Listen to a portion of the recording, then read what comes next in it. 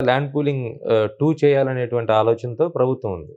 కానీ అక్కడున్న రైతులు గాని, లేదంటే మీ కూటమిలో ఉన్నటువంటి మీ మిత్రపక్షం గాని, కొంత బ్రేకులు వేసినట్టు కనిపిస్తా ఉంది. దాన్ని ఏం చేయబోతున్నారు? అంటే ఇది యాక్చువల్‌గా మిస్‌కమ్యూనికేషన్ వల్ల జరిగింది నేననుకోవడం. హుహు.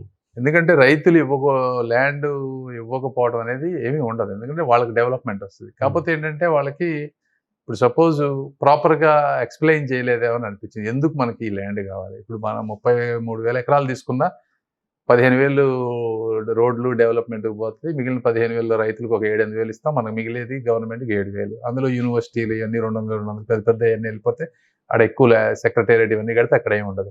నెక్స్ట్ స్పోర్ట్స్ సిటీ గాని ఇంకేదన్నా చేయాలన్నా లేదా చాలా సంస్థలు ఉన్నాయి. వాటికి ల్యాండ్ కావాలంటే లేదు కాబట్టి నెక్స్ట్ వెళ్దాం అనే దాంట్లో బాబు గారు ఆలోచన. కాదు ఇక్కడ ఎక్కడ కన్ఫ్యూజన్ వచ్చిందంటే ఇందులో డెవలప్‌మెంట్ వాళ్ళకి అర్థం కాలేదు. ఎందుకు అర్థం కాలేదు? ఇప్పుడు ఒక పెద్ద సిటీ కట్టాలంటే డక్ట్స్ ఎయ్యాలి, డ్రైనేజీలు కట్టాలి, ఇవన్నీ కట్టాలి. కాబట్టి అపోహలు. అరే ఇవి ఇంకా మాకు కనిపియట్లేదు, మళ్ళీ ఎక్స్ట్రా అడుగుతున్నారు అనే దాంట్లో ఉన్నారు తప్పించి ఒక సిస్టమాటిక్‌గా ఆ విధంగా గనక ఎక్స్‌ప్లెయిన్ చేస్తుంటే ఈ కన్ఫ్యూజన్ వచ్చుండేది కాదు. అక్కడెక్కడో కొంత మిస్‌కమ్యూనికేషన్ వల్ల ఇది అయిందని నేను అనుకుంటున్నాను.